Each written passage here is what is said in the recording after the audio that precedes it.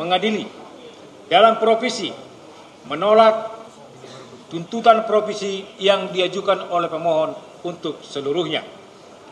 Tentang eksepsi, menolak eksepsi termohon untuk seluruhnya. Tentang pokok perkara, 1. Menolak permohonan pra-peradilan pemohon untuk seluruhnya. 2. Membebankan biaya perkara kepada pemohon sejumlah nihil. Demikian diputuskan pada hari Selasa tanggal 26 November 2025 oleh kami, T. Marbun Sarjana Hukum Magister Hukum sebagai Hakim pra-peradilan pada Pengadilan Negeri Jakarta Selatan. Diucapkan dalam sidang yang terbuka untuk umum pada hari dan tanggal itu juga oleh hakim tersebut dengan dibantu Wijianto SH, Panitera Pengganti Pengadilan Negeri Jakarta Selatan, dengan dihadiri oleh kuasa pemohon dan juga oleh kuasa termohon. Itulah putusan dari majelis ya. Dengan demikian pemeriksaan perkara ini telah selesai, sidang nyatakan ditutup.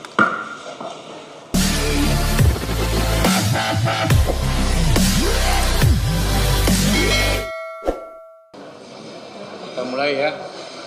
Sidang lanjutan perkara pra-peradilan nomor 113 garis miring Pitpra 2024 dibuka dan nyatakan terbuka untuk umum. Pemohon hadir, demikian juga termohon. Sesuai dengan berita acara penundaan sidang pada persidangan sebelumnya, bahwa acara persidangan hari ini adalah pembacaan putusan. Putusan ini telah kami susun secara lengkap, namun tidak akan kami bacakan secara keseluruhan, hanya memuat inti-intinya saja, dan nanti setelah persidangan ini selesai, bisa diupload melalui SIPP kita. Gitu ya. Putusan nomor 113 garis miring Pitpra 2024 Pengadilan Negeri Jakarta Selatan. Demi keadilan berdasarkan ketuhanan yang Maha Esa, Pengadilan Negeri Jakarta Selatan yang mengadili perkara pra-peradilan dalam tingkat pertama telah menjatuhkan putusan sebagai berikut dalam perkara antara Thomas Trikasi Lembong, pekerjaan swasta tempat tinggal di apartemen Sailendra Unit 29B Jalan Ide Agung Anak Agung Gede Agung Kuningan Timur Setiabudi Jakarta Selatan. Dalam hal ini diwakili oleh kuasanya Dr. Ari Yusuf SH.MH dan kawan-kawan para advokat yang tergabung dalam tim penasihat hukum Thomas T. Lembong yang berkedudukan di Jakarta berdasarkan surat kuasa khusus tanggal 4 November 2024 selanjutnya disebut sebagai pemohon. Lawan Kejaksaan Agung Republik Indonesia, Seki Direktur Penyidikan pada Kejaksaan Agung Muda Tindak Pidana Khusus berkedudukan di Jalan Sultan Hasanuddin nomor 1 Kebayoran Baru Jakarta Selatan, yang dalam hal ini diwakili oleh kuasanya Dr. Zulkifli SH.MH dan kawan-kawan, jaksa pada Kejaksaan Agung Republik Indonesia berdasarkan surat perintah Jaksa Agung Tindak Pidana Khusus tertanggal 14 November 2024 selanjutnya disebut sebagai termohon. Pengadilan negeri tersebut setelah membaca penetapan Ketua Pengadilan Negeri Jakarta Selatan nomor 113 garis miring Pitpra 2024 tanggal 5 November 2024 tentang penunjukan hakim. Setelah membaca penetapan hakim tentang hari sidang, setelah membaca berkas perkara dan surat-surat yang berhubungan dengan perkara ini, setelah memeriksa dan meneliti bukti surat-surat yang diajukan ke persidangan, menimbang bahwa pemohon melalui surat permohonannya yang telah didaftarkan di Kepaniteraan Pengadilan Negeri Jakarta Selatan dengan nomor register 113 garis miring Pitpra 2024 Pengadilan Negeri Jakarta Selatan tanggal 5 November 2024 telah mengajukan permohonan pra-peradilan dengan alasan-alasan sebagai berikut. Untuk dalil permohonan pra-peradilan ini tidak akan kami bacakan lagi. Menimbang bahwa pada hari sidang yang telah ditetapkan, pemohon dan termohon hadir kuasanya sebagaimana disebutkan di atas. Menimbang bahwa setelah membaca surat permohonannya, kuasa pemohon menyatakan tetap pada permohonannya. Menimbang bahwa atas permohonan pemohon tersebut, termohon telah mengajukan jawaban sebagai berikut. Untuk jawaban ini juga tidak akan kami bacakan lagi.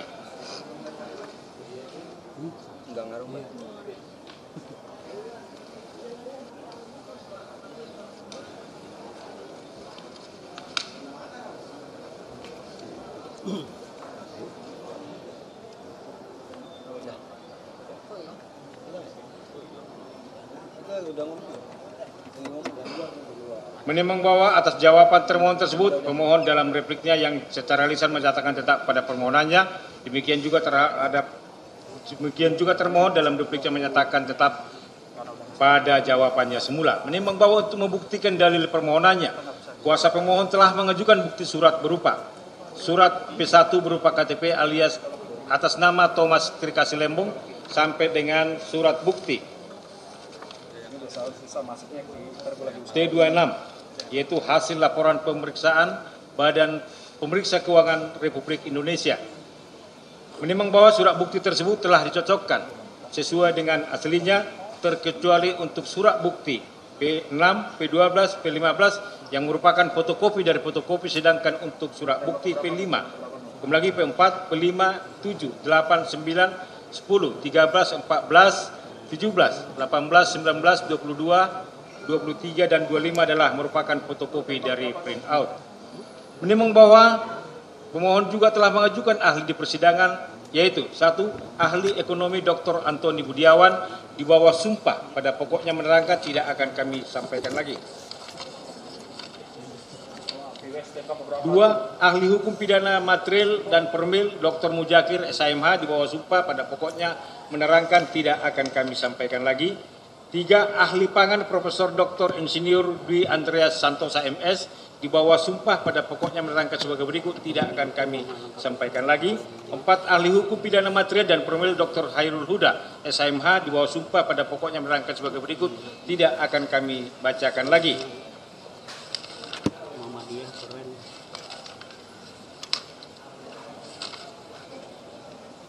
5. Ahli Kerugian Negara Dr. Hamdani MM MSc AK di bawah sumpah pada pokoknya menerangkan sebagai berikut. Untuk keterangan ahli ini tidak akan kami bacakan lagi. 6. Ahli Hukum Administrasi Negara Profesor IGD Panca Astawa di bawah sumpah pada pokoknya menerangkan sebagai berikut tidak akan kami bacakan lagi. 5.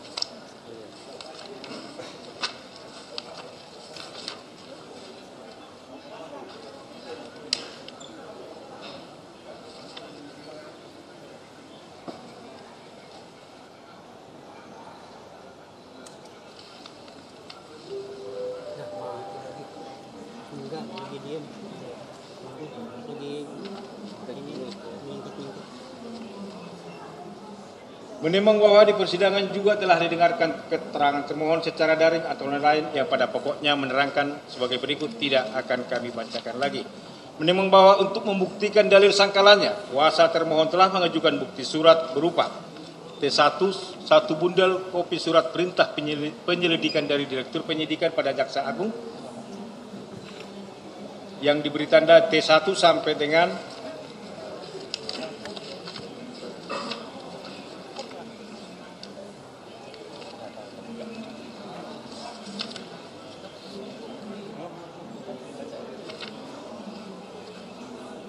P100, yaitu satu bundel kopi asli penetapan sita dari Pengadilan Negeri Serang. Menimbang bahwa surat bukti tersebut adalah berupa fotokopi yang sudah diberi meterai yang cukup dan telah pula dicocokkan sesuai dengan aslinya, terkecuali untuk surat bukti T48 sampai dengan T60 adalah merupakan fotokopi dari fotokopi. Menimbang bahwa kuasa termohon mengajukan ahli di persidangan sebagai berikut. 1. Ahli Profesor Dr. Ibnu Nugroho SHMH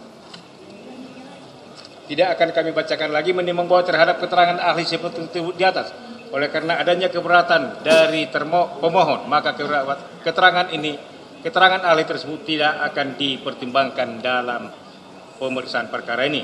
2. Ahli Taufik Rahman SH LLM PhD di bawah sumpah pada pokoknya menerangkan sebagai berikut tidak akan kami bacakan lagi. Demikian juga bahwa terhadap keterangan ahli ini, oleh karena keberadaan ahli ditolak oleh pemohon, maka keterangan ahli tersebut juga tidak dipertimbangkan dalam perkara ini. 3. Ahli Dr. Ahmad Reddy SHMH MSc di bawah sumpah pada pokoknya menerangkan sebagai berikut. Tidak akan kami bacakan lagi.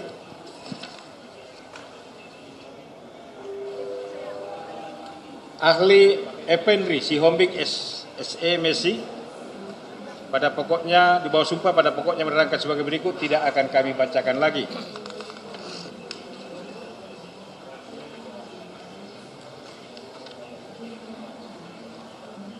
Kemudian ahli Profesor Dr. Agus Surono SHMH sebagai ahli pidana tidak hadir di persidangan tetapi menyampaikan pendapat tertulis dan diserahkan kepada hakim peradilan yang pada pokoknya menerangkan sebagai berikut.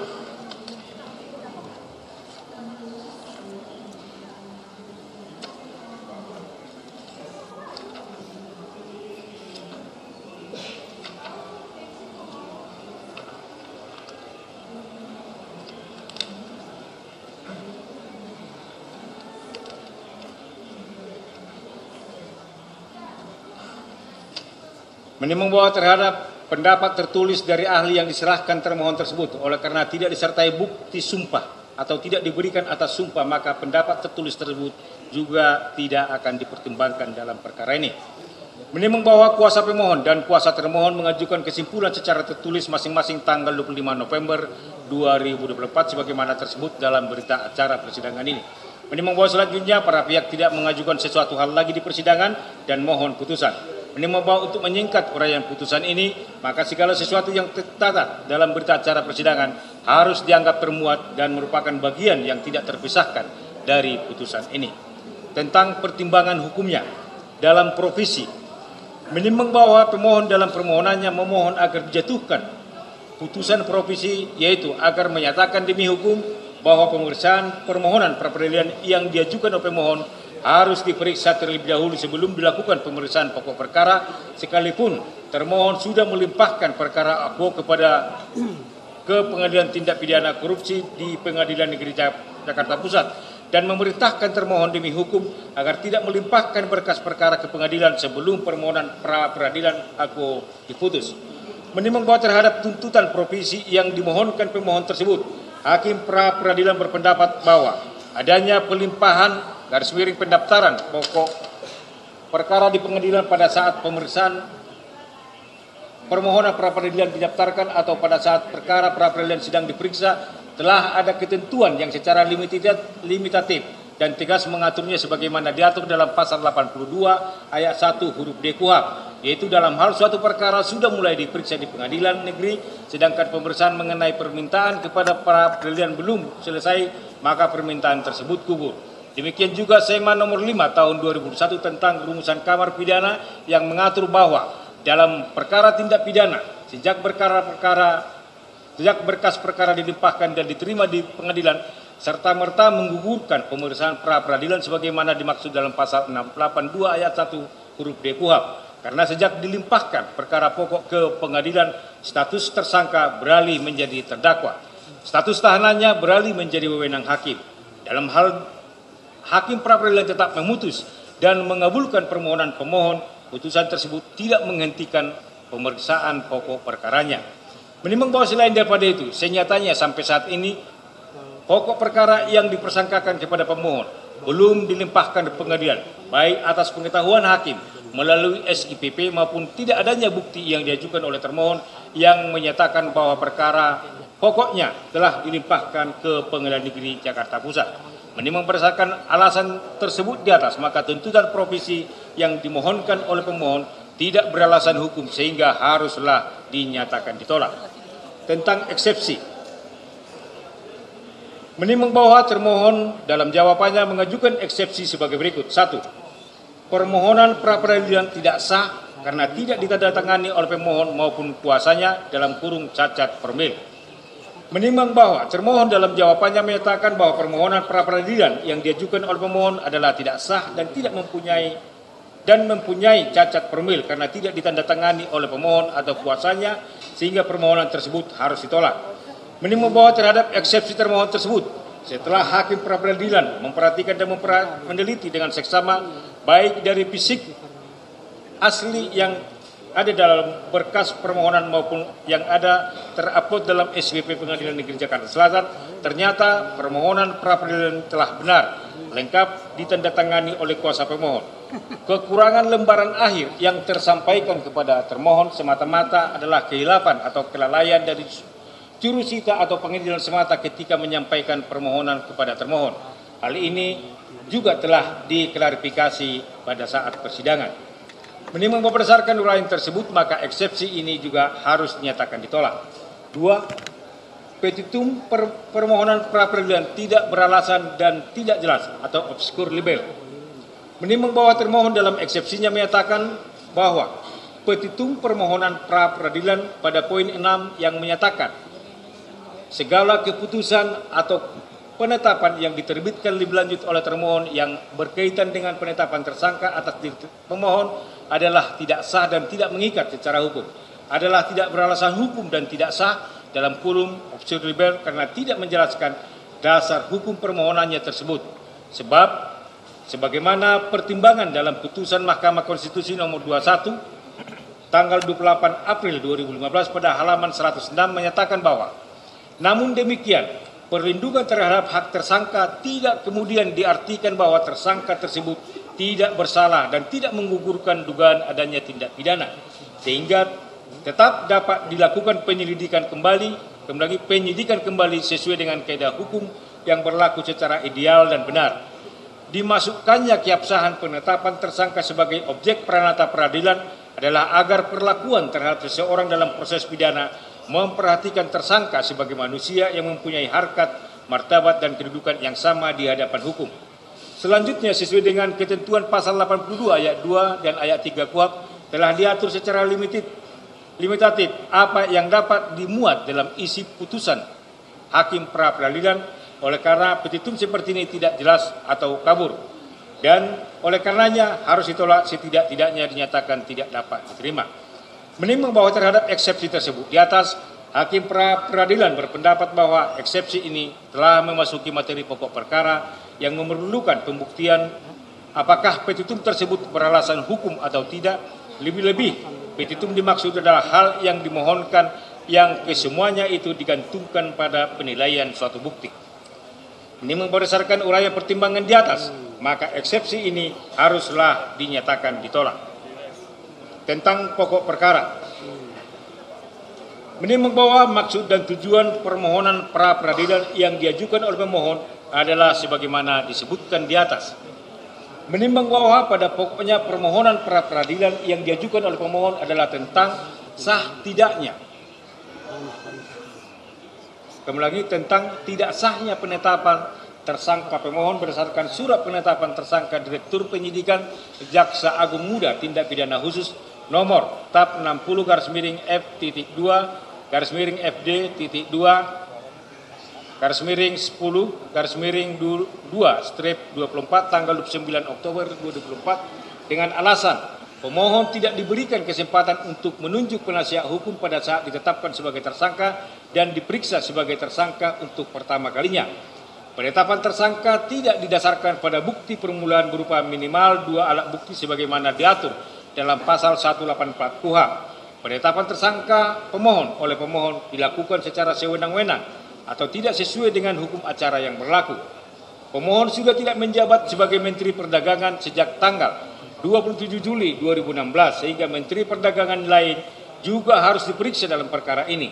Serta juga tidak sahnya penetapan penahanan pemohon berdasarkan surat perintah penahanan Direktur Penyidikan Jaksa Agung Muda Tindak Pidana Khusus nomor PRIN 50/F-2-FD tanggal 29 Oktober 2024 karena tidak memenuhi syarat objektif dan subjektif penahanan. Menimbang bahwa untuk menguatkan dalil permohonannya, pemohon telah mengajukan bukti surat yang diberi tanda P1 sampai dengan P26 dan mengajukan 6 orang ahli yang nama dan keterangannya seperti tersebut di atas. Menimbang bahwa termohon menolak dalil-dalil permohonan pemohon tersebut dengan alasan penetapan tersangka terhadap termohon yang dilakukan oleh termohon telah berdasarkan hukum dan sah menurut hukum yang didahului dengan adanya penyelidikan perkara aku berdasarkan surat perintah penyelidikan dari Direktur Penyidikan pada Jaksa Agung Tindak Pidana Khusus nomor 29 tanggal 31 Juli 2023. Kemudian melakukan penyidikan dalam perkara aku dengan cara menerbitkan surat perintah penyidikan Direktur Penyidikan Jaksa Agung Muda Tindak Pidana Khusus nomor 54 tanggal 3 Oktober 2024. Kembali 2023.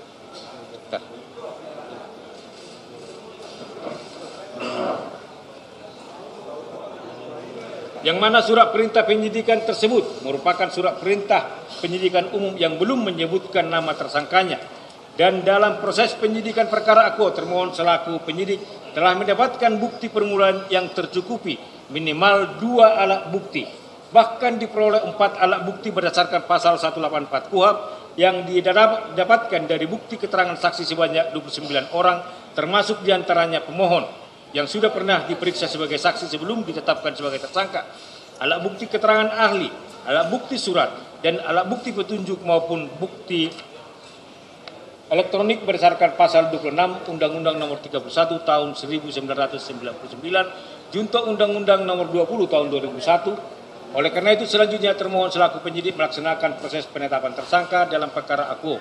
Demikian juga mengenai penahanan terhadap pemohon telah berdasarkan hukum dan sah menurut hukum.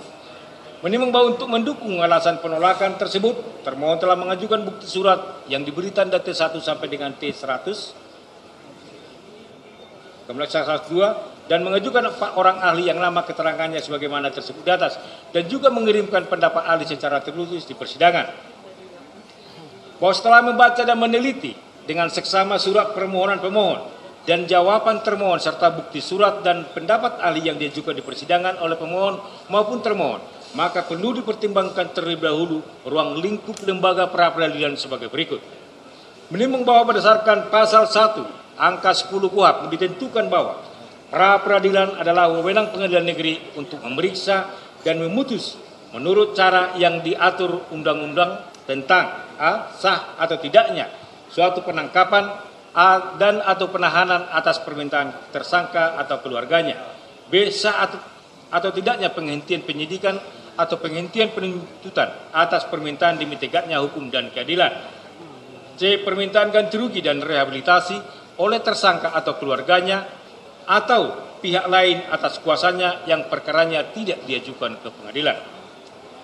Menimbang bahwa selanjutnya berdasarkan pasal 77 KUHP disebutkan bahwa pengadilan negeri berwenang untuk memeriksa dan memutus sesuai dengan ketentuan yang diatur dalam undang-undang ini tentang a. sah atau tidaknya penangkapan, penahanan, penghentian penyidikan, dan penghentian penuntutan, ganti rugi dan rehabilitasi bagi seorang yang perkara pidananya dihentikan pada tingkat penyidikan dan penuntutan. Menimbang bahwa kemudian selain daripada itu Mahkamah Konstitusi dalam putusan Mahkamah Konstitusi nomor 21 tanggal 28 April 2015 telah memperluas lingkup kewenangan pra-peradilan sehingga mencakup sah atau tidaknya penetapan tersangka, penggeledahan, dan penyitaan. Menimbang bahwa berdasarkan pasal 2 ayat 2 Peraturan Mahkamah Agung nomor 4 tahun 2016 tentang larangan peninjauan kembali putusan pra-peradilan dengan tegas disebutkan bahwa pemeriksaan pra-peradilan terhadap permohonan tentang tidak sahnya penetapan tersangka hanya menilai aspek formil, yaitu apakah ada paling sedikit 2 alat bukti yang sah dan tidak memasuki pokok perkara.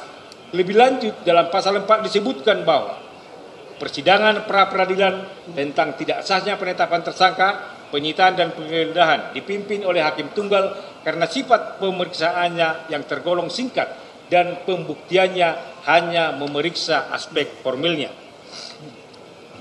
Menimbang bahwa setelah membaca dan meneliti dengan seksama surat permohonan pemohon, jawaban termohon dan surat bukti dan alat bukti yang diajukan tersebut, maka hakim akan mempertimbangkan alat bukti yang ada korelasi maupun relevansinya dengan pokok persengketaan dalam perkara pra-peradilan ini. Sepanjang pembuktiannya hanya memeriksa aspek formilnya dan tidak memasuki materi perkara sehingga terhadap bukti-bukti yang tidak ada relevansinya akan dikesampingkan.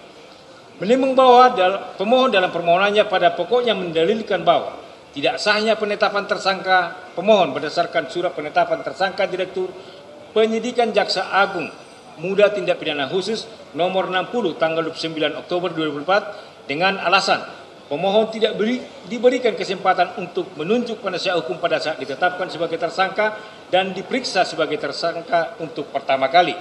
Penetapan tersangka termohon tidak didasarkan pada bukti permulaan minimal 2 alat bukti sebagaimana diatur dalam pasal 184 KUHP. Penetapan tersangka pemohon oleh termohon dilakukan secara sewenang-wenang, tidak sesuai dengan hukum acara yang berlaku. Pemohon sudah tidak menjabat lagi sebagai Menteri Perdagangan sejak tanggal 26 Kemenangi 29 Juli 2016 sehingga Menteri Perdagangan lain harus diperiksa dalam perkara ini, serta juga tidak sahnya penahanan pemohon berdasarkan surat perintah penahanan Direktur Penyidikan Jaksa Agung Muda Tindak Pidana Khusus nomor Prin 50 tanggal 29 Oktober 2024 karena tidak memenuhi syarat objektif dan syarat subjektif penahanan. Menimbang bahwa oleh karena lembaga pra peradilan pada asasnya adalah lembaga yang mengawasi dan menguji atas tindakan-tindakan yang dilakukan oleh penyidik atau penuntut umum sebagaimana sarana pengawasan horizontal atas upaya paksa yang dilakukan oleh aparat penegak hukum untuk kepentingan pemeriksaan perkara pidana agar tindakan aparat penegak hukum tersebut tidak melanggar peraturan perundang-undangan, maka beban pembuktian dalam perkara akuo lebih ditekankan kepada termohon dengan tidak mengurangi bila mana ada bukti yang akan mendukung yang akan diajukan oleh pemohon sendiri. Menimbang bahwa pemohon ditetapkan menjadi tersangka terkait dengan tindak pidana melanggar pasal 2 ayat 1 junto pasal 18 Undang-Undang Nomor 31 Tahun 1999 tentang pemberantasan tindak pidana korupsi sebagaimana telah diubah dengan Undang-Undang Nomor 20 Tahun 2001 tentang perubahan atas Undang-Undang Nomor 31 Tahun 1999 tentang pemberantasan tindak pidana korupsi junto pasal 55 ayat 1 ke 1 KUHP subsidiar pasal 3 junto pasal 18 Undang-Undang Nomor 31 Tahun 1999 tentang pemberantasan tindak pidana korupsi bagaimana telah diubah dengan Undang-Undang Nomor 20 Tahun 2001 tentang perubahan atas Undang-Undang Nomor 31 Tahun 1999 tentang pemberantasan tindak pidana korupsi junto pasal 55 ayat 1 ke 1 KUHP pidana. Ini membawa selanjutnya akan dipertimbangkan apakah penetapan tersangka terhadap diri pemohon oleh termohon telah sesuai dengan ketentuan perundang-undangan sebagai berikut. Menimbang berdasarkan pasal 1/14 Undang-Undang Republik Indonesia Nomor 8 Tahun 81 tentang hukum acara menentukan bahwa tersangka adalah seorang yang karena perbuatannya atau keadaannya berdasarkan bukti permulaan patut diduga sebagai pelaku tindak pidana. Menimbang bahwa yang dimaksud dengan bukti permulaan sebagaimana disebutkan dalam ketentuan pasal 1/14 Undang-Undang RI Nomor 8 Tahun 81 tentang hukum acara pidana di atas dapat disimpulkan dari ketentuan pasal 183 Undang-Undang Nomor 8 Tahun 81 tentang hukum acara pidana yang berbunyi, hakim tidak boleh menjatuhkan pidana kepada seseorang kecuali apabila dengan sekurang-kurangnya dua alat bukti yang sah memperoleh keyakinan bahwa suatu tindak pidana benar-benar terjadi dan bahwa terdakwalah yang bersalah melakukannya. Berdasarkan uraian di atas, maka untuk menetapkan seorang menjadi tersangka harus dipenuhi adanya syarat objektif, yaitu adanya bukti permulaan sebagai dasar dugaan bahwa orang tersebut sebagai pelaku tindak pidana, serta syarat subjektif, yaitu orang yang diduga pelaku tindak pidana yang ditetapkan sebagai tersangka didasarkan setidak-tidaknya dua alat bukti yang sah, di mana dugaan yang dibangun oleh penyidik secara subjektif harus memiliki hubungan timbal balik dengan bukti-bukti yang didapatkan dari proses pemeriksaan sebagai syarat objektif yang ditentukan oleh undang-undang. Menimbang bahwa pada halnya sesuai dengan dasar kewenangan yang dimiliki oleh termohon tentang penyelidikan sesuai dengan hukum acara pidana dan Undang-Undang Nomor 31 Tahun 1999 di mana berdasarkan pasal 1 angka 5 KUHP disebutkan penyelidikan adalah serangkaian tindakan penyelidik untuk mencari dan menemukan suatu peristiwa yang diduga sebagai tindak pidana guna menentukan dapat atau tidaknya dilakukan penyidikan menurut cara yang diatur dalam undang-undang ini.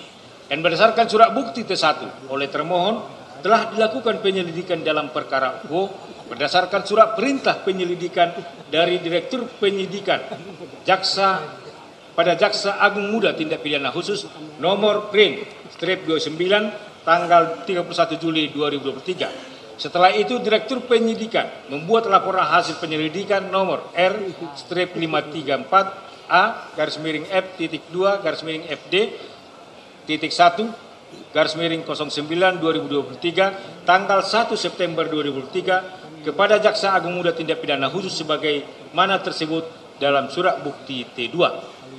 Menimbang bahwa dari surat bukti T3 dan surat bukti T3A, termohon telah melakukan ekspos atau gelar perkara penyelidikan sebagaimana tertuang dalam nota dinas laporan hasil ekspos tanggal 3 Oktober 2023 yang hasilnya menyetujui untuk ditingkatkan ke tahap penyidikan, kemudian ditindaklanjuti dengan pembuatan laporan terjadinya tindak pidana pada tanggal 3 Oktober 2023. Menimbang berdasarkan surat bukti T4, yaitu surat perintah penyidikan Direktur Penyidikan Jaksa Agung Muda Tindak Pidana Khusus nomor print strip 54 tanggal 3 Oktober 2023 diperoleh fakta bahwa termohon selaku penyidik telah melakukan pengumpulan alat bukti untuk membuat terang perkara dan untuk menemukan tersangkanya, di mana surat perintah penyidikan tersebut merupakan surat perintah penyidikan umum yang belum menyebutkan nama tersangkanya. Menimbang bahwa menindaklanjuti surat perintah penyidikan Direktur Penyidikan Jaksa Agung Muda Tindak Pidana Khusus nomor 54 tersebut yang belum menyebutkan nama tersangkanya, maka termohon telah mengirimkan surat pemberitahuan dimulainya penyidikan atau SPDP perkara tindak pidana korupsi tanggal 3 Oktober 2023 kepada penuntut umum dan kepada Komisi Pemberantasan Korupsi yang berdasarkan nota dinas pemberitahuan dimulainya penyidikan perkara tindak pidana korupsi dari Direktur Penyidikan selaku penyidik kepada Direktur Penuntutan selaku penuntut umum nomor R-593 tanggal 3 Oktober 2023 bukti T5. Surat Direktur Penyidikan Jaksa Agung Muda Tindak Pidana Khusus kepada Ketua Komisi Pemberantasan Korupsi nomor 2467-F-2-FD-2-10-2023 tanggal 3 Oktober 2023 tentang pemberitahuan penyidikan perkara tindak pidana korupsi sesuai dengan bukti T6-nya. Menimbang bahwa selanjutnya setelah diterbitkan surat perintah penyidikan sebagaimana tersebut di atas, termohon telah melakukan pemeriksaan saksi-saksi sebagaimana termuat dan tersebut dalam surat bukti T7 sampai dengan T31, yaitu pemeriksaan saksi-saksi mana dituangkan dalam berita acara saksi. Menimbang bahwa selain daripada itu, termohon juga telah melakukan pemeriksaan kepada pemohon sebagai saksi sebagaimana tersebut dalam surat bukti T32 sampai dengan T35. Pemeriksaan pemohon sebagai saksi tersebut juga telah dituangkan dalam berita acara pemeriksaan saksi. Menimbang bahwa selain memeriksa saksi-saksi sebagaimana diuraikan di atas, termohon juga telah melakukan pemeriksaan terhadap ahli sebagaimana tersebut dalam surat bukti T38, T41, dan T44 dan juga telah menemukan bukti surat sebagaimana tersebut dalam surat bukti T48 sampai dengan T60. Menimbang bahwa surat bukti T45, T46 diperoleh fakta bahwa BPKP dalam menindaklanjuti permintaan penyidik telah melakukan ekspos bersama antara penyidik dengan auditor BPKP sehingga terbit berita acara atau risalah hasil ekspos antara penyidik dengan auditor BPKP tanggal 9 November 2023 yang menghasilkan kesimpulan bahwa terdapat perbuatan melawan hukum berupa penyimpangan dalam kegiatan importasi gula kristal mentah untuk diproduksi menjadi gula kristal putih yang tidak sesuai dengan Undang-Undang RI Nomor 19 Tahun 2013 tentang Perlindungan dan Pemberdayaan Petani. Kepmen Perindak Nomor 527 garis miring MPP garis miring Kep garis miring 9 garis miring 2024 Undang-Undang RI Nomor 18 Tahun 2012 tentang Pangan dan Permendak Nomor 117 Tahun 2015 yang mengakibatkan kerugian negara. Menimbang bahwa ada surat bukti 61 berupa nota dinas nomor 95 tanggal 21 Oktober 2024 diperoleh fakta bahwa termohon telah melakukan ekspos perkara tentang penetapan tersangka dalam perkara penyidikan dugaan tindak pidana korupsi dalam kegiatan importasi gula di Kementerian Perdagangan tahun 2015 sampai dengan tahun 2003 yang selanjutnya penetapan tersangka dilanjutkan dengan penetapan tersangka yaitu pemohon sendiri.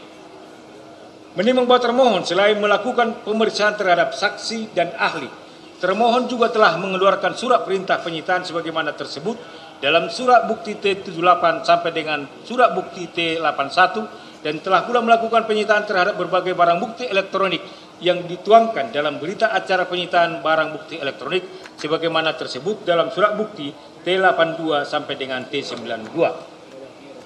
Menimbang berdasarkan surat bukti sebagaimana diuraikan di atas, maka diperoleh fakta hukum bahwa termohon sejak diterbitkannya penyidikan telah menemukan adanya bukti keterangan saksi sebanyak 29 orang dan keterangan ahli sebanyak 3 orang, serta adanya berbagai surat bukti berupa dokumen yang disertai berita acara penyitaan, serta adanya alat bukti petunjuk berupa barang bukti elektronik sebagaimana tersebut dalam surat bukti T82 sampai dengan 92 berupa hard disk, beberapa handphone dengan berbagai merek diantaranya iPhone, handphone Galaxy, Redmi dan lain-lain, dan juga beberapa email. Menimbang bahwa selanjutnya akan pertimbangkan apakah alat bukti berupa keterangan saksi tersebut ada hubungannya dengan yang dilaporkan terhadap tersangka atau tidak, dan juga akan dipertimbangkan apakah alat bukti berupa surat tersebut telah dilakukan penyitaan secara sah menurut hukum sehingga dapat dikategorikan sebagai bukti yang sah dalam perkara ini sebagai berikut. Menimbang bahwa setelah memperhatikan isi dari berita acara pemeriksaan saksi-saksi dan ahli seperti tersebut dalam surat bukti T7 sampai dengan surat bukti T31 dan surat bukti T38, T41 dan T44, di mana dengan tidak menilai benar tidaknya materi yang diterangkan dalam berita acara dimaksud, namun kesemuanya isinya adalah dalam hubungannya atau berkaitan dengan adanya dugaan tindak pidana yang disangkakan kepada pemohon. Kebenaran keterangan saksi-saksi tersebut hanyalah dapat diuji kebenarannya dalam pemeriksaan pokok perkara, sehingga hakim pra-peradilan tidak sependapat dengan keterangan ahli Dr. Muzakir SHMH yang menyatakan bahwa hakim pra-peradilan berwenang dan harus menilai benar tidaknya isi kesaksian dari para saksi dalam acara pra-peradilan dan berwenang untuk menentukan kualitas dari keterangan saksi itu sendiri. Menimbang bahwa demikian juga halnya terhadap barang bukti yang dilakukan penyitaan oleh termohon sebagaimana tersebut dalam surat bukti T75 sampai dengan 92 telah dimohonkan persetujuan penyitaan ke Pengadilan Negeri Jakarta Pusat sesuai dengan surat bukti 93 sampai dengan T96. Permohonan persetujuan mana telah disetujui atau dikeluarkan penetapannya sesuai dengan surat bukti T97 sampai dengan T100. Oleh karenanya surat bukti tersebut dapat digunakan sebagai pembuktian. Menimbang bahwa sesuai dengan surat bukti T32, T33, T34 dan surat bukti T35 diperoleh fakta bahwa sebelum ditetapkan sebagai termohon sebelum ditetapkan sebagai tersangka telah diperiksa dalam kapasitasnya sebagai saksi sehingga telah memenuhi isi putusan Mahkamah Konstitusi nomor 21 yang mensyaratkan bahwa sebelum seseorang ditetapkan sebagai tersangka haruslah terlebih dahulu diperiksa sebagai saksi dalam tahap penyidikan. Menimbang bahwa berdasarkan seluruh uraian pertimbangan di atas, ternyata termohon telah berhasil mengumpulkan minimal 2 alat bukti, yaitu berupa keterangan saksi, bukti surat, keterangan ahli dan petunjuk. Namun sampai sejauh mana kebenaran material dari alat bukti tersebut bukanlah merupakan kewenangan dari lembaga pra-peradilan sebagaimana diuraikan di atas. Maka atas dasar pertimbangan tersebut, hakim pra-peradilan berpendapat surat perintah penetapan tersangka terhadap termohon oleh termohon telah memenuhi bukti permulaan, bahkan didukung oleh lebih dari 2 alat bukti yang sah. Oleh karenanya adalah sah dan sudah berdasarkan hukum segala keputusan atau penetapan yang dikeluarkan lebih lanjut oleh termohon yang berkenan dengan penetapan tersangka atas diri pemohon atau termohon.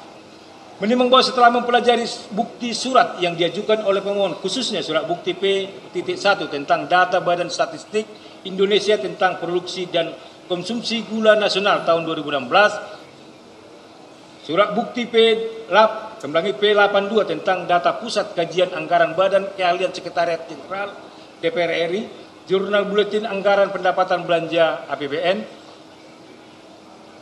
surat bukti 8.3 tentang mimpi manis swasembada gula Indonesia,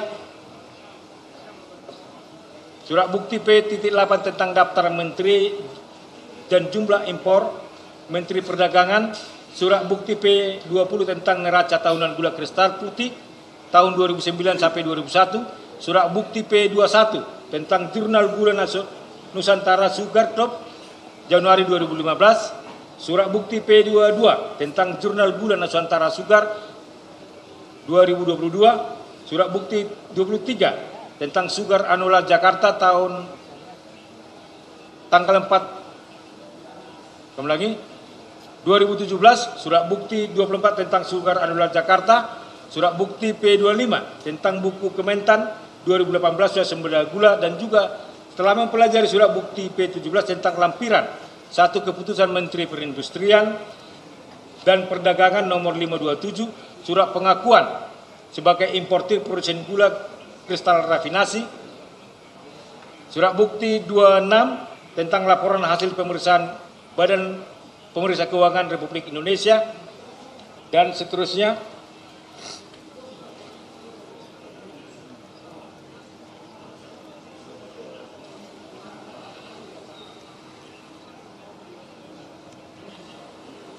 Maka oleh karena surat bukti tersebut diajukan oleh pemohon tidak telah memasuki pokok perkara, maka alat bukti tersebut tidak akan dipertimbangkan lebih lanjut. Menimbang bahwa demikian juga terhadap keterangan ahli ekonomi Dr. Antoni Budiawan yang menyatakan pada intinya produksi GKP dilakukan untuk menjaga keseimbangan GKP, yaitu menjaga agar harga gula putih tidak menjadi beban masyarakat dan melindungi petani agar mereka tidak mengalami kerugian. Namun pada faktanya produksi gula kristal tidak pernah mencukupi kebutuhan masyarakat. Pernyataan Sekretaris AGI Ahmad Wijaya yang dimuat di situs Dinas Komunikasi dan Informatika Provinsi Jawa Timur tanggal 19 Mei 2015 mencerminkan kondisi industri gula nasional yang sangat memprihatinkan ketika itu, di mana persediaan gula nasional harus terus menipis sampai akhir 2015 mencapai hanya sekitar 325.765 ton, sedangkan konsumsi gula hingga Lebaran 18 Juli 2012 diperkirakan mencapai 400.000 ton, sehingga dikhawatirkan akan menjadi kelangkaan gula. Seperti dikatakan Ahmad Wijaya, bila mana pemerintah tidak mengantisipasi kondisi ini, maka stok gula nasional setelah Lebaran akan kosong, sehingga kebijakan impor yang dilakukan adalah gula menstabilkan pasokan gula di dalam negeri merupakan langkah strategis, bukan berdasarkan motif keuntungan. Dan juga dari keterangan ahli pangan Profesor Dr. Insinyur Dwi Andreas Santosa MS yang menyatakan swasembada di Indonesia terjadi hanya pada tahun 1994. Seiring bertambahnya waktu, kebutuhan gula di masyarakat meningkat karena pertambahan penduduk. Peningkatan kebutuhan gula dengan laju yang lebih cepat terjadi untuk industri makanan dan minuman. Bahwa ahli mengatakan 70% dari kebutuhan gula nasional baik untuk rafinasi produksi makanan dan minuman dan konsumsi hampir 70% harus dipenuhi melalui impor. Luas panen untuk tebu praktis tidak mengalami perubahan selama 43 tahun terakhir ini dengan kisaran seluas 350.000 sampai 450.000 hektar. Peningkatan produktivitas tebu tidak mampu mengimbangi penurunan luas panen sehingga produksi gula 2015 turun sebesar 81.000 ton. Penurunan produksi gula nasional yang berasal dari perkebunan tebu di Indonesia sebesar 374.000 ton, kembali ribu selama periode 2014-2015. Oleh karenanya ahli mengatakan Indonesia sangat tergantung dengan impor gula. Importasi tersebut pada umumnya dilakukan oleh pabrik industri GKR. Di sisi lain perusahaan-perusahaan nasional BUMN pada umumnya melakukan pengolahan tebu menjadi GKP. Menurut Hakim Pra-Peradilan keterangan ahli tersebut lebih kepada pokok perkara yang harus dipertimbangkan dalam pemeriksaan pokok perkara sehingga tidak perlu dipertimbangkan dalam pra-peradilan ini. Menimbang bahwa terhadap dalil pemohon yang menyatakan penetapan tersangka tidak sah karena tidak diberikan kesempatan untuk menunjuk penasihat hukum pada saat ditetapkan sebagai tersangka dan diperiksa sebagai tersangka untuk pertama kalinya. Menurut Hakim Pra-Peradilan, alasan tersebut tidaklah merupakan alasan yang menyatakan suatu penetapan tersangka menjadi tidak sah. Lebih-lebih dalam perkara Akuo, di mana berdasarkan surat bukti T64, yaitu surat penunjukan penasihat hukum untuk mendampingi tersangka nomor B34 tanggal 29 Oktober 2004, termohon telah menunjuk penasihat hukum untuk mendampinginya untuk kepentingan pemeriksaan awal. Lebih-lebih lagi, berdasarkan surat bukti T65, berita acara pemeriksaan tersangka tanggal 29 Oktober 2004, setelah dipelajari ternyata belum memeriksa pokok perkaranya. Pemeriksaan pokok perkara baru diperiksa setelah pemohon menunjuk sendiri penasihat hukumnya sesuai dengan surat bukti T65A, yaitu surat kuasa penunjukan penasihat hukum tanggal 30 Oktober 2024 kepada Dr. Ari Yusuf Amir SHMH dan kawan-kawan, yang dilanjutkan pemeriksaan lanjutan tanggal 1 November 2024, yaitu sesuai dengan surat bukti T66, yaitu berita acara pemeriksaan lanjutan tersangka atas nama Thomas Trikasi Lembong pada hari Jumat tanggal 1 November 2024. Menimbang bahwa terhadap dalil pemohon yang menyatakan penetapan tersangka tidak sah karena penetapan tersangka termohon oleh termohon dilakukan secara sewenang-wenang, tidak sesuai dengan hukum yang berlaku, di mana termohon belum dapat menentukan aktual loss kerugian negara akibat dugaan tindak pidana korupsi yang dilakukan oleh pemohon. Menurut Hakim Pra-Peradilan, dengan adanya putusan Mahkamah Konstitusi nomor 003 tanggal 25 Juli 2026, putusan Mahkamah Konstitusi nomor 31 tanggal 23 Oktober 2012, putusan Mahkamah Konstitusi nomor 44 tanggal 17 September 2013, putusan Mahkamah Konstitusi nomor 25 tanggal 25 Januari 2013 yang mengatur berkenaan dengan unsur dapat merugikan keuangan negara atau perekonomian rakyat negara tersebut dalam pasal 2 ayat 1 dan pasal 3 Undang-Undang Tipikor, maka dapat disimpulkan bahwa bahwa putusan MK nomor 003 menegaskan adanya ketentuan bahwa jika terdapat pembuktian unsur memperkaya diri dan atau orang lain atau suatu korporasi dengan cara melawan hukum atau penyalahguna kewenangan telah terbukti, maka pembuktian jumlah kerugian negara cukup sebatas telah terjadi dan dapat dihitung oleh ahli bidangnya, tidak harus berupa perhitungan kerugian yang akurat dan final.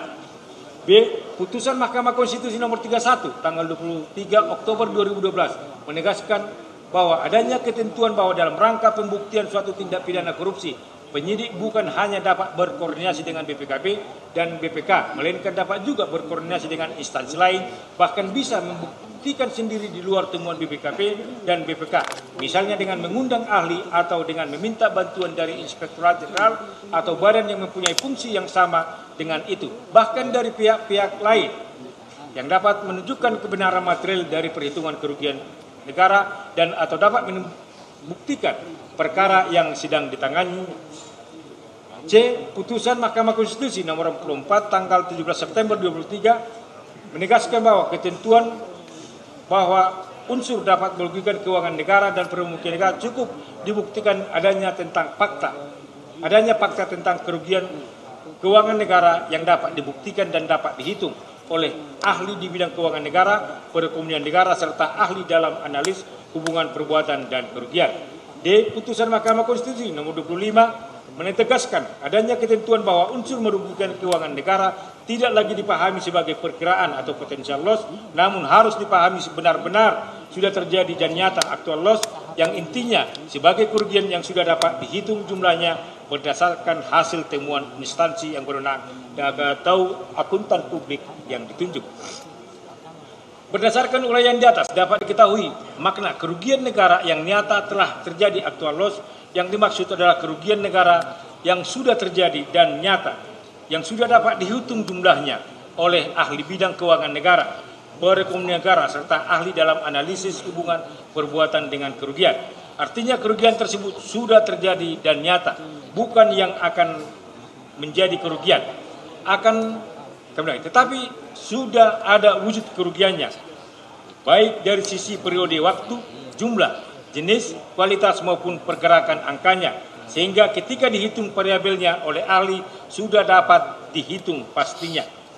Ini berdasarkan uraian di atas, maka dalam perhitungan kerugian negara tidak diharuskan adanya bukti formal terlebih dahulu berupa perhitungan kerugian negara yang final atau pasti oleh lembaga tertentu, dan cukup dinyatakan adanya kerugian negara yang nyata atau terjadi atau loss yang dapat dihitung, sebab perhitungan kerugian demikian tidak akan menjadi pasti dan final sampai dengan diuji di persidangan oleh majelis hakim pokok perkara.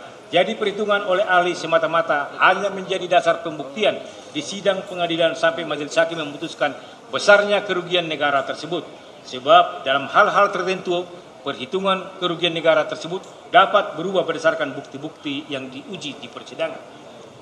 Menimbang bahwa sekalipun risalah ekspos penyidikan perkara dengan dugaan tindak pidana korupsi importasi gula sebagaimana disebutkan dalam bukti T46 bukan merupakan bukti perhitungan kerugian negara, akan tetapi setidaknya memberi petunjuk dari hasil gelar perkara tersebut adanya kerugian negara yang timbul dari kegiatan importasi gula kristal mentah untuk diproduksi menjadi gula kristal putih. Lebih dalam dugaan tindak pidana korupsi, tidak ada satu aturan pun yang mensyaratkan bahwa harus adanya perhitungan kerugian negara sebelum seseorang ditetapkan sebagai tersangka. Namun hanya mensyaratkan adanya minimal 2 alat bukti sebagaimana disebutkan dalam pasal 184 KUHP. Oleh karenanya, Hakim pra-peradilan tidak sependapat dengan pendapat ahli Dr. Hairul Huda SHMH yang mengatakan dalam tindak pidana korupsi, bukti awal yang harus dimiliki untuk bisa dikatakan memenuhi unsur pasal 2 dan pasal 3 adalah hasil audit investigasi dari auditor negara yang menyatakan telah adanya kerugian keuangan negara yang nyata dan pasti jumlahnya. Hasil audit itulah yang menentukan baru kemudian dicari apakah ada perbuatan yang memperkaya diri sendiri, orang lain atau suatu korporasi atau tidak. Hasil audit yang membuktikan adanya kerugian negara itulah yang menjadi patokan dalam penetapan tersangka. Belum adanya hasil audit itu menyebabkan penetapan tersangka prematur, penetapan tersangka tidak sesuai dengan prosedur yang karena harus nyatakan tidak sah. Menimbang bahwa dari dalil pemohon yang menyatakan bahwa Kementerian Perdagangan telah diaudit keuangan oleh BPK sehingga tidak terdapat adanya kerugian negara dengan mengajukan surat bukti P26, yaitu laporan hasil pemeriksaan Badan Pemeriksa Keuangan Negara, Keuangan Republik Indonesia, Auditor Utama Keuangan Negara 2 atas perencanaan, pelaksanaan, dan pengawasan tata niaga impor tahun 2015 sampai dengan semester 1 tahun 2017 nomor 47 tanggal 2 Maret 2018 pada Kementerian Perdagangan dan instansi entitas terkait dan tidak terdapat kerugian negara. Menurut Hakim pra-peradilan, pemeriksaan keuangan tersebut tetap dapat dilakukan sebagaimana pendapat ahli Effendi Sihombing SE/MSc. Apabila telah dilakukan general audit oleh BPK kemudian dilakukan audit PKKPN, maka bukan berarti general audit dari BPK langsung menyatakan tidak berlaku, akan tetapi tetap dipakai untuk melengkapi audit PPKN-nya. Minimal sebagai tindak lanjut dari hasil ekspos sebagaimana dimaksud dalam surat bukti T46. Selanjutnya berdasarkan jawaban termohon yang diperkuat dengan surat bukti 47 berupa surat tugas untuk melakukan audit perhitungan kerugian negara, maka dapat disimpulkan hingga saat ini masih dilakukan perhitungan kerugian negara. Oleh karenanya, penentuan besarnya kerugian negara dapat juga diketahui di ujung pemeriksaan, termasuk ditentukan majelis hakim dalam putusan pokok perkaranya. Menimbang bahwa terhadap dalil pemohon yang menyatakan penetapan tersangka tidak sah karena pemohon sudah tidak menjabat sebagai Menteri Perdagangan sejak tanggal 27 Juli 2016, sehingga Menteri Perdagangan lain harus diperiksa dalam perkara ini, di mana surat penetapan tersangka Direktur Penyidikan Jaksa Agung Muda Tindak Pidana Khusus nomor 60 diketahui objek penyidikan perkara adalah dugaan tindak pidana korupsi dalam kegiatan importasi gula di Kementerian Perdagangan yang terjadi tahun 2015 sampai dengan tahun 2023. Sedang pemohon dilantik dan menjabat sebagai Menteri Perdagangan sejak tanggal 12 Agustus 2012 sampai dengan 27 Juli 2016. Sehingga Menteri Perdagangan sebelum pemohon, yaitu Rahmat Gobel yang menjabat tanggal 27 Oktober 2014 sampai dengan 27 Oktober 2015. Menteri Perdagangan setelah pemohon, yaitu Enggar Tiarso Lukita 2016 sampai 2019, Agus Suparmanto 2019 sampai 2020, Muhammad Lupi 2020 sampai 2022, dan Zulkifli Hasan 2022 harus ikut juga diperiksa. Menurut Hakim pra-peradilan, alasan tersebut di luar materi pra-peradilan dan diserahkan sepenuhnya kepada termohon sebagai penyidik. Hakim pra-peradilan tidak dapat menyimpulkan apakah perkara yang dialami oleh pemohon adalah sebagai bentuk kriminalisasi ataupun politisasi. Menimbang bahwa selanjutnya akan dipertimbangkan apakah perbuatan pemohon dalam mengeluarkan kebijakan diskresi tersebut termasuk dalam lingkup hukum administrasi semata yang tidak bisa dipidana menurut hakim pra-peradilan dan berdasarkan pendapat ahli hukum administrasi negara yaitu Profesor IGD Panca Istawa yang diajukan oleh pemohon dan juga pendapat ahli hukum administrasi negara Dr. Ahmad Reddy SH MH MSc yang diajukan oleh termohon, di mana sepanjang kebijakan tersebut murni administrasi negara maka tidak dapat dihukum. Namun bila mana kebijakan tersebut bersinggungan dengan hukum lain dan dilakukan melampaui wewenangnya, mencampur-adukkan wewenang serta bertindak sewenang-wenang sebagaimana diatur dalam Undang-Undang Nomor 30 Tahun 2014, maka hal tersebut dilarang oleh undang-undang. Dan untuk mengetahui adanya penyimpangan pemberlakuan kebijakan dimaksud, apakah dilakukan secara sewenang-wenang, dilakukan secara melawan hukum atau bertentangan dengan hukum lain, hal tersebut baru diketahui melalui proses pemeriksaan pokok perkara dan bukan dalam lembaga pra-peradilan ini. Menimbang bahwa proses pra-peradilan ini bukanlah akhir dari segalanya dari perjalanan pemeriksaan pemohon, karena pemohon masih diberikan kesempatan untuk membantah, membuktikan apa yang dilakukan dan apa yang tidak dilakukan, lebih-lebih jika dalam mengeluarkan kebijakan tersebut tidak bertentangan dan melawan hukum. Menimbang bahwa terhadap SPDP yang dipermasalahkan oleh pemohon yang menyatakan bahwa SPDP tersebut diberikan kepada pemohon melebihi 7 hari sebagaimana ditentukan dalam putusan Mahkamah Konstitusi nomor 130 akan dipertimbangkan sebagai berikut. Menimbang berdasarkan surat bukti T62 yaitu surat penetapan tersangka dari Direktur Penyidikan Jaksa Agung Muda Tindak Pidana Khusus nomor 60 tanggal 29 Oktober 2024 atas nama tersangka Thomas Trika Silembong, diperoleh fakta hukum bahwa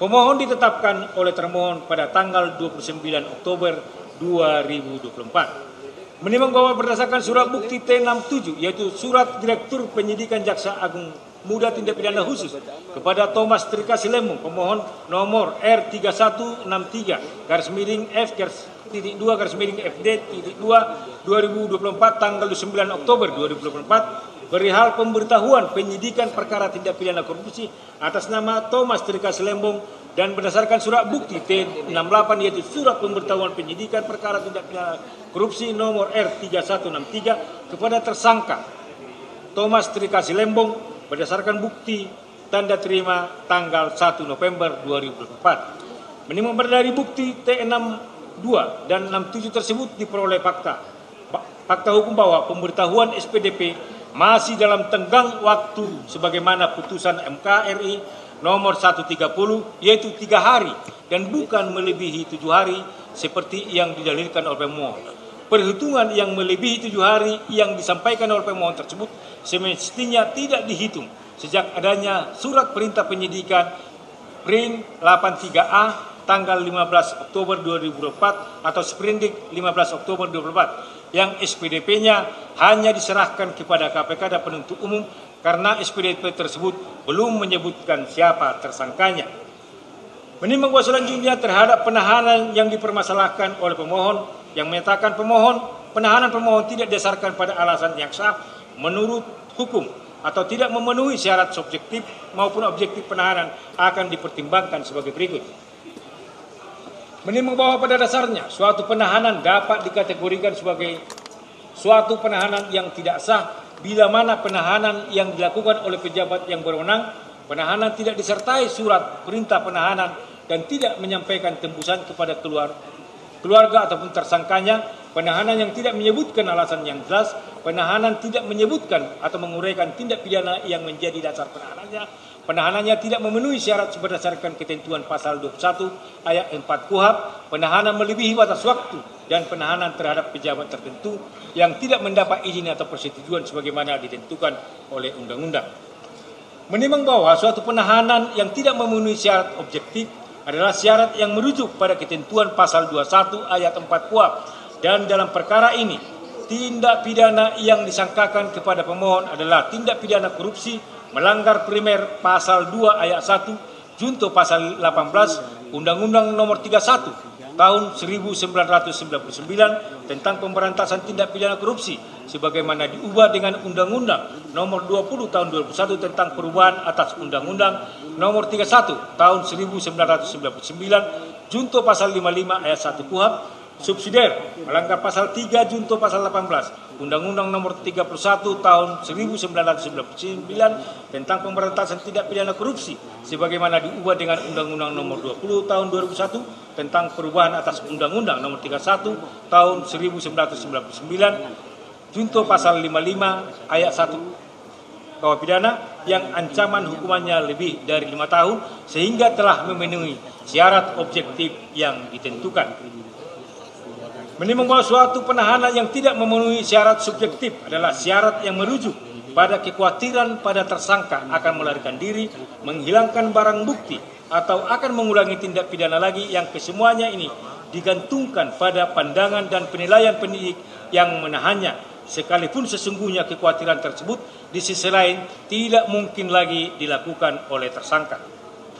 Menimbang bahwa setelah juga memperhatikan surat bukti T72 yaitu surat perintah penahanan dan telah diberitahukan kepada tersangka atau keluarganya. T73 yaitu berita acara pelaksanaan penahanan. Surat bukti T75 yaitu surat perpanjangan penahanan yang juga telah diberitahukan kepada tersangka atau keluarganya. Sehingga secara administrasi telah dipenuhi oleh termohon di mana penahanan dilakukan oleh pejabat yang berwenang. Penahanan disertai surat perintah penahanan dan menyampaikan tembusan kepada tersangka atau keluarganya.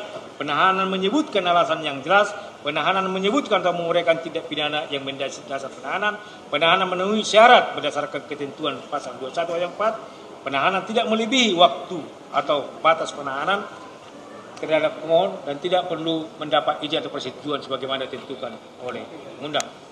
Menimbang berdasarkan uraian pertimbangan di atas, maka alasan penahanan pemohon yang didalilkan pemohon sebagaimana penahanan yang tidak sah adalah tidak berdasar hukum, oleh karenanya haruslah dinyatakan ditolak. Menimbang berdasarkan seluruh uraian pertimbangan di atas, oleh karena termohon telah dapat membuktikan bahwa tindakan yang dilakukan berdasarkan ketentuan yang berlaku, maka alasan-alasan permohonan pra-peradilan yang diajukan oleh pemohon tidaklah beralasan hukum dan oleh karena itu patut untuk ditolak. Dan oleh karena permohonan tersebut ditolak, maka alat bukti lainnya tidak perlu lagi dipertimbangkan lebih lanjut. Menimbang bahwa karena permohonan pra-peradilan diajukan oleh pemohon ditolak seluruhnya, maka biaya yang timbul dalam permohonan ini haruslah dibebankan kepada pemohon sejumlah nihil. Mengingat pasal 77 Undang-Undang Nomor 8 Tahun 1981 tentang KUHP, Perma Nomor 4 Tahun 2016 serta pasal-pasal dari peraturan perundang-undangan lain yang berkenan dengan perkara ini mengadili dalam provisi menolak tuntutan provisi yang diajukan oleh pemohon untuk seluruhnya. Tentang eksepsi, menolak eksepsi termohon untuk seluruhnya. Tentang pokok perkara, 1. Menolak permohonan pra-peradilan pemohon untuk seluruhnya. 2. Membebankan biaya perkara kepada pemohon sejumlah nihil. Demikian diputuskan pada hari Selasa tanggal 26 November 2025 oleh kami, T. Marbun Sarjana Hukum Magister Hukum sebagai Hakim Pra-Peradilan pada Pengadilan Negeri Jakarta Selatan. Diucapkan dalam sidang yang terbuka untuk umum pada hari dan tanggal itu juga oleh hakim tersebut dengan dibantu Wijianto S.H. Panitera Pengganti Pengadilan Negeri Jakarta Selatan dengan dihadiri oleh kuasa pemohon dan juga oleh kuasa termohon. Itulah putusan dari majelis ya. Dengan demikian pemeriksaan perkara ini telah selesai, sidang nyatakan ditutup.